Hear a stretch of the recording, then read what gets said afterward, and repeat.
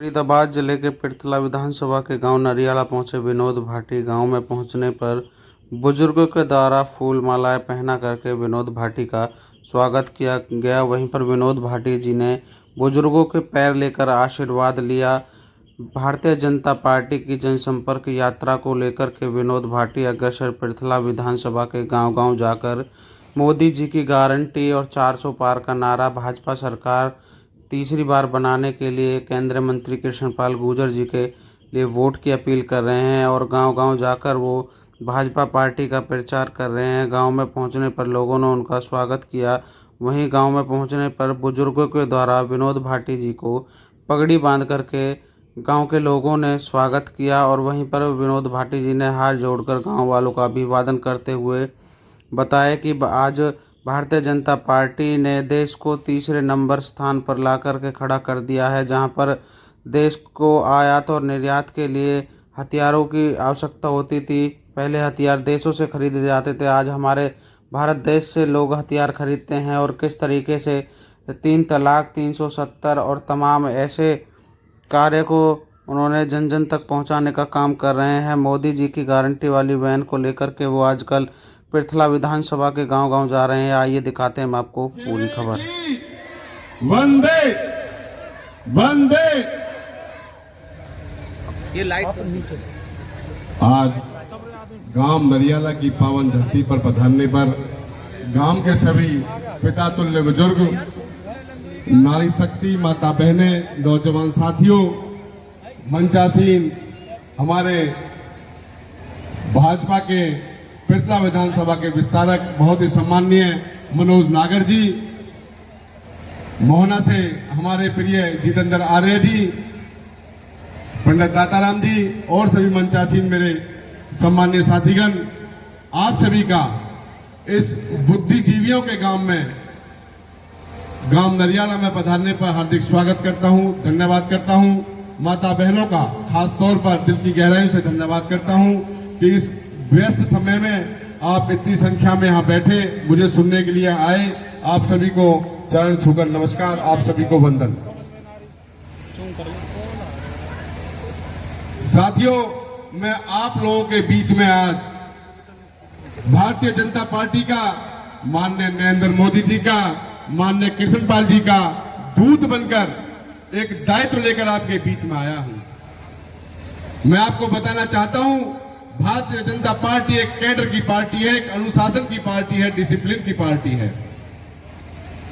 ये पद तो देती है लेकिन पद नहीं, दायित्व देती है, जिम्मेदारी देती है। आज मुझे एक दूत की जिम्मेदारी दी है कि मैं भारतीय जनता पार्टी के संदेश को अंतिम व्यक्ति तक, अपनी माता बहनों तक पहुंचा सकूं। साथियों, हमारे 140 करोड़ परिवारों के मालिक, परिवार के मुखिया, हमारे प्रधानमंत्री माननीय नरेंद्र मोदी जी ने फरीदाबाद संसदीय लोकसभा क्षेत्र में तीसरी बार विश्वास जताकर माननीय कृष्णपाल जी को तीसरी बार टिकट दी है। लेकिन साथियों, मैं बताना चाहता हूं, यह टिकट कृष्णपाल जी की टिकट नहीं है, हमारे जैसे हजारों कार्यकर्ताओं की टिकट है, आप जैसे लाखों मतदाताओं की टिकट है। माननीय मोदी जी ने एक नारा दिया है, अब की बार 400 पार। मैं आप सब लोगों से वोट की अपील करने तो आया हूं, लेकिन क्यों, किस लिए, वो क्या नीतियां हैं जिसके लिए आप भारतीय जनता पार्टी को वोट दें, भारतीय जनता पार्टी को चुने, माननीय प्रधानमंत्री नरेंद्र मोदी को तीसरी बार फिर से चुने। मैं बताना चाहता हूं हमारे देश की सुरक्षा के बारे में।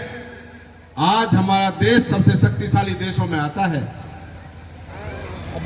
आप भूतकाल में जाओ तो हमारे फौजी भाइयों पर पत्थर बरसाए जाते थे, लेकिन आज हमारा फौजी भाई सीना चौड़ा कर शान से निकलता है, पत्थरबाज दिखाई नहीं देते हैं।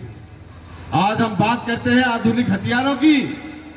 पहले जो लाखों करोड़ों रुपए के हथियार आयात किए जाते थे, आज भारत ने आधुनिकीकरण करके स्वदेशी हथियार पैदा किए हैं और कई लाख करोड़ के हथियार आज दूसरे देशों को निर्यात किए जाते हैं। आज हमारा भारत विश्व गुरु की नजर से देखा जाता है। आज हम बात करें नरेंद्र मोदी जी की प्लानिंग की, तो जो आज हमारा भारत 5वीं अर्थव्यवस्था के रूप में उभर कर देश विश्व में सामने आया है।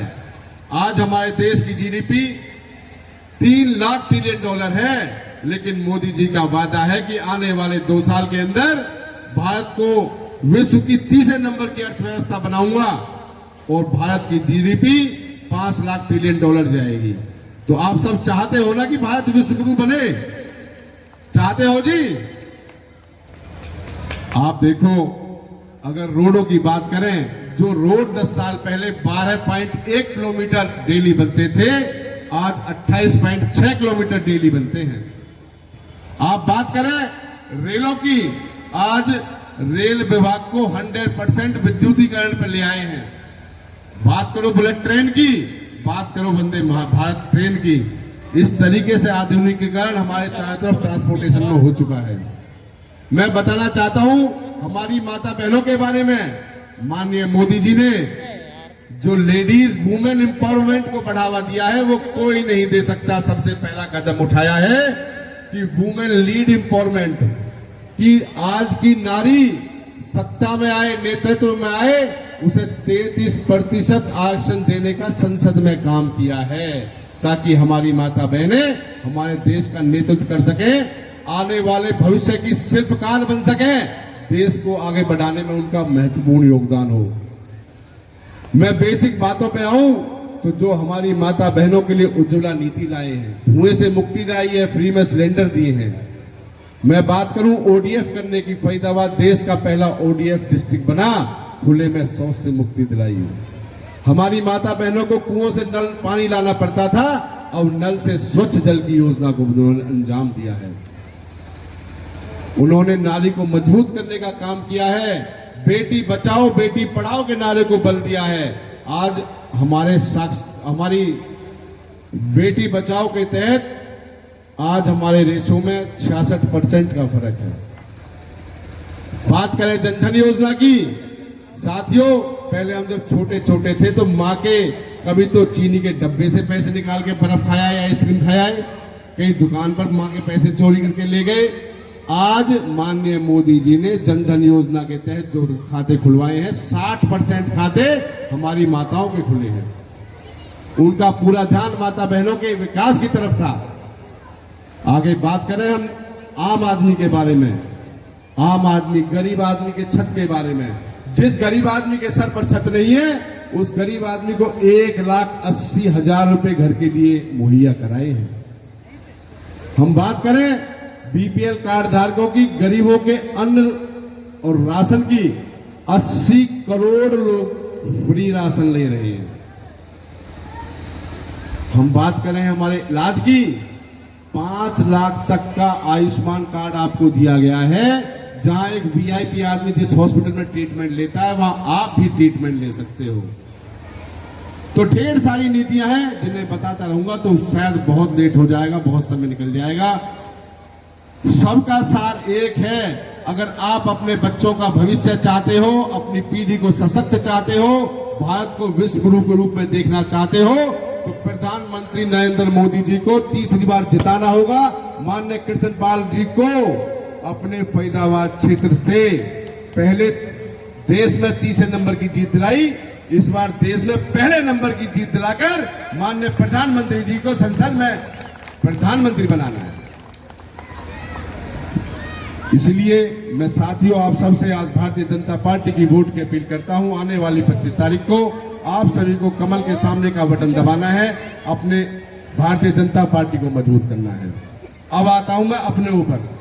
देखो, मैं आपका बच्चा हूं, पड़ोसी गांव से हूं, मेरा काम मैंने वोट बैंक की राजनीति बिल्कुल नहीं की है, लोगों को बहकाने का काम करते नहीं करूंगा।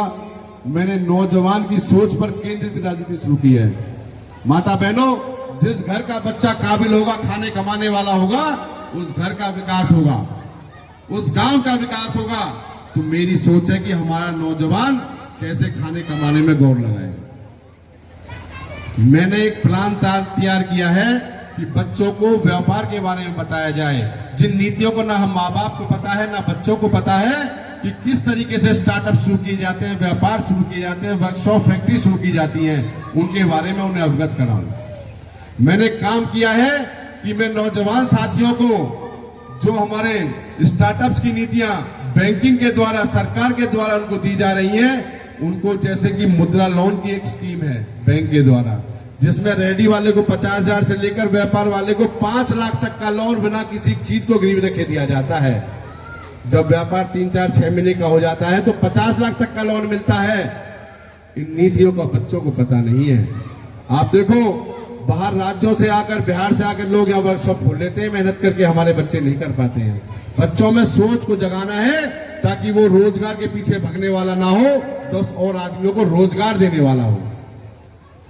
साथियों, मेरी सोच है कि जो हमारी बहन बेटियां, नौजवान साथी 10वीं 12वीं करने के बाद, ग्रेजुएशन करने के बाद बड़ी बड़ी नौकरियां, IAS, IPS, DSP, तहसीलदार की कोचिंग लेने के लिए दिल्ली बड़े बड़े इंस्टीट्यूट जाती है कोचिंग लेने के लिए, जहां माँ बाप लाखों रुपए ब्याज पर लेकर फीस भरते हैं।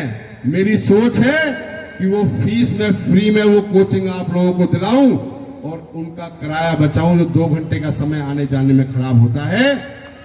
पृथला विधानसभा की अपनी बहन बेटियों को, नौजवान साथियों को फतेहपुर के LR कॉलेज में मैंने क्लास शुरू कर दी है। अपनी नेक कमाई में से, अपने माँ बाप के आशीर्वाद से मैं सभी को फ्री कोचिंग दूंगा, जिसमें 10 टीचर, नेशनल लेवल के टीचर वहां होंगे, लाखों रुपए खर्च होगा, लेकिन हमारी बहन बेटियां, नौजवान साथियों को बड़ी बड़ी नौकरियों के लिए साधन मिलेंगे।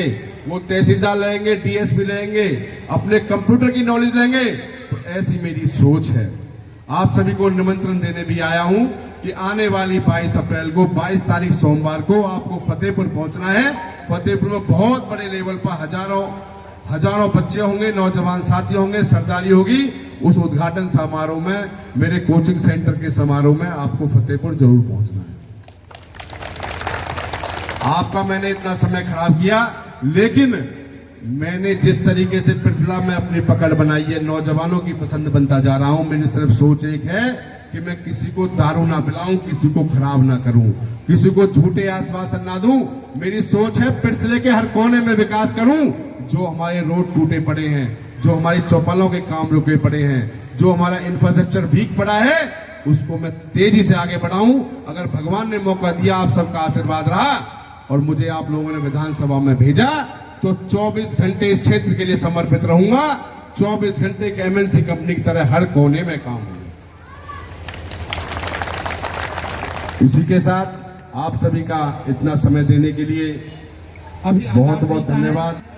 भाई साहब घोषणा तो नहीं करेंगे, पर मैं विनोद भाई साहब से ये अपील करूंगा कि एक बार हमारे जो बनीवारे की परिक्रमा बनने जा रही है, उसका आश्वासन मेरी बस्ती माता को जरूर देके जाए।